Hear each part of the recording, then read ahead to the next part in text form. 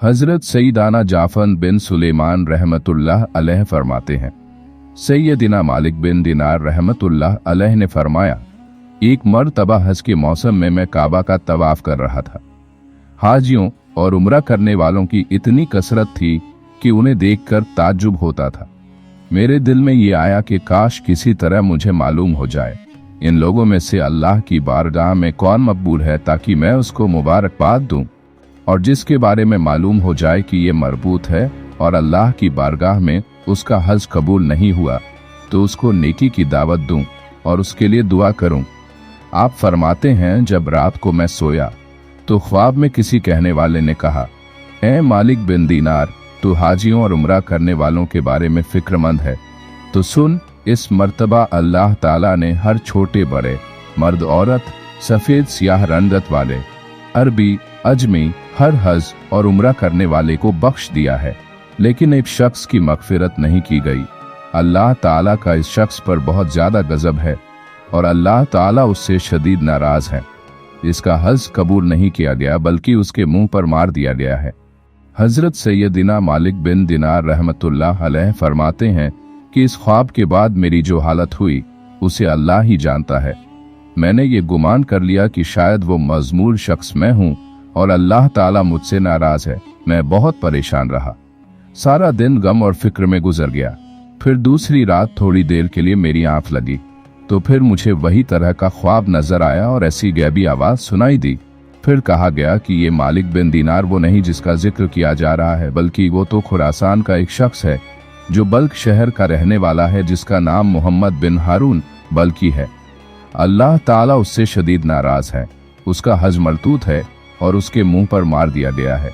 हजरत सैयदिना मालिक बिन दीनार रहमतुल्लाह अलैह फरमाते हैं कि मैं खुरासान से आए हुए हाजियों के काफिले में गया, उन्हें सलाम किया और उनसे पूछा कि क्या तुमने बल्क शहर के हज्जाज मौजूद हैं? उन्होंने कहा कि हाँ, हम में बल्क शहर के बहुत से हाजी मौजूद हैं। मैंने फिर पूछा, क्या तुम में कोई मोहम्मद बिन हारून बल्की भी है? उन्होंने कहा, मरहबा, इस नेक शख्स को कौन नहीं जानता, इससे बढ़कर आबिद व जाहिद पूरे खुरासानी में कोई नहीं होगा। हजरत सैयदिना मालिक बिन दिनार फरमाते हैं कि मुझे उन लोगों की ज़बानी उसकी तारीफ सुनकर बहुत तज्जुब हुआ, क्योंकि ख्वाब का मामला इसके बरअक्स था। बहरहाल मैंने उनसे पूछा, इस वक्त वो कहाँ होगा? लोगों ने कहा, वो 40 साल से मुसलसल रोजे रख रहा है और सारी सारी रात इबादत में गुजार देता है। अगर तुम उसे तलाश करना चाहते हो तो मक्का मुअज्जमा के किसी टूटे फूटे मकान में तलाश करो, क्योंकि वो ऐसी ही जगहों पर कयाम करता है। उन लोगों से ये मालूमात हासिल करने के बाद मैं मक्का मुअज्जमा के वीरान इलाके की तरफ गया और हारून बल्की को ढूंढने लगा। बिलाखिर एक दीवार के पीछे मैंने एक शख्स को देखा। मैंने जान लिया कि ये इब्ने हारून बल्की है। उसकी हालत ये थी कि उसका सीधा हाथ कटा हुआ था और उस हाथ की हड्डी में सुराख करके जंजीर डाल दी गई थी। हारून ने अपने कटे हुए हाथ को जंजीर की मदद से गर्दन से लटकाया हुआ था और उसने अपने कदमों में बेड़ियां डाल रखी थीं और वो मशगूल इबादत था। जब उसने मेरे कदमों की आहट सुनी तो वो मेरी तरफ मुतवज्जा हुआ और कहने लगा, अल्लाह के बंदे, तू कौन है और कहाँ से आया है? मैंने कहा, मेरा नाम मालिक बिन दीनार है और मैं बसरा का रहने वाला हूँ। वो कहने लगा, अच्छा, तो वही मालिक बिन दीनार है जिसकी तकवा के चर्चे पूरे इराक में हो रहे हैं। मैंने कहा, आलम तो अल्लाह के साथ है और जाहिद व आबिद हजरत सैयदिना उमर बिन अब्दुल अजीज रहमतुल्लाह अलैह हैं। वो चाहें तो ऐश व इशरत से जिंदगी गुजार सकते हैं, लेकिन बादशाहत के बावजूद उन्होंने तकवा इख्तियार किया। उसने मुझसे पूछा, ए मालिक बिन दीनार, तुम मेरे पास किस लिए आए हो? अगर तुमने मेरे बारे में कोई ख्वाब देखा है तो बयान करो। मैंने कहा, मुझे तुम्हारे सामने ख्वाब बयान करते हुए शर्मिंदगी महसूस हो रही है।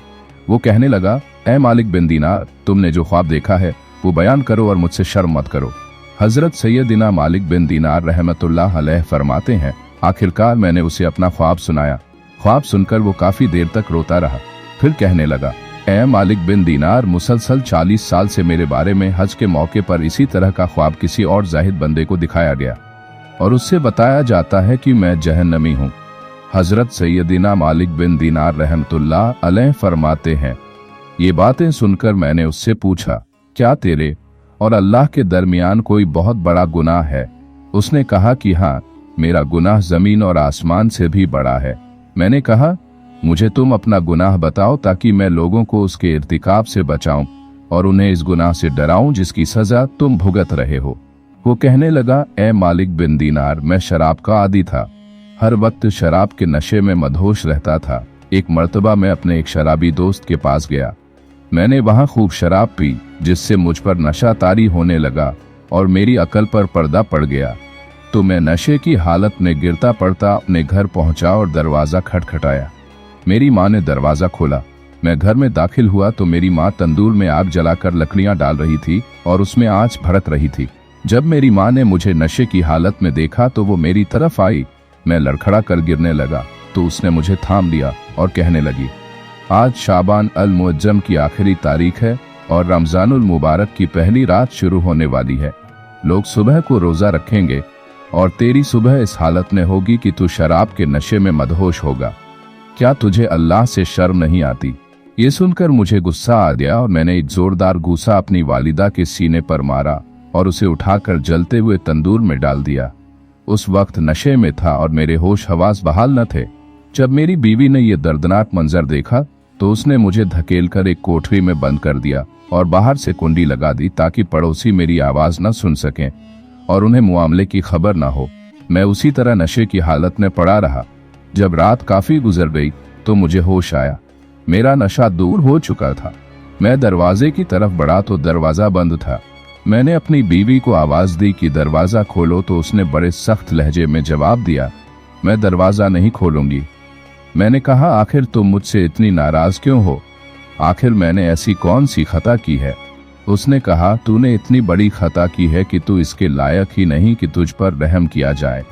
मैंने कहा, आखिर बात क्या है? मुझे भी तो मालूम हो, मैंने क्या बुरी हरकत की है? मेरी बीवी ने कहा, तूने अपनी माँ को कत्ल कर दिया है और उसे जलते हुए तंदूर में डाल दिया है। अब वो जलकर कोयला बन चुकी होगी। जब मैंने ये बात सुनी तो मुझसे रहा न गया और मैंने दरवाजा उखाड़ कर फेंका और तंदूर की तरफ लपका। जब तंदूर में देखा तो मेरी वालिदा जलकर कोयला हो चुकी थी। मैं अपनी जली माँ की हालत देखकर बहुत अफसुर्दा हुआ और उल्टे कदमों टूटे हुए दरवाजे की तरफ बढ़ा। अपना हाथ चौखट पर रखा और उस हाथ को काट डाला जिससे मैंने अपनी माँ को घूंसा मारा था। फिर मैंने लोहा दर्म करके उसकी हड्डी में सुराख किया और उसमें जंजीर डालकर गले में लटकाया। फिर मैंने अपने दोनों पैरों में बेड़ियां डाल लीं। उस वक्त मेरी मिल्कियत में 8,000 दीनार थे और सबके सब फज्र से पहले सदका कर दिए। 26 लौंडियां और 23 गुलाम थे, सबके सब आजाद कर दिए और तमाम जायदाद अल्लाह के नाम पर वक्फ कर दी। ए मालिक बिन दीनार, अब 40 साल से मेरी ये हालत है कि मैं दिन में रोजा रखता हूँ और सारी सारी रात अपने परवरदिगार की इबादत करता हूँ और 40 दिन के बाद खाना खाता हूँ। सिर्फ इफ्तारी के वक्त थोड़ा सा पानी पी लेता हूँ और मामूली सी चीज खा लेता हूँ।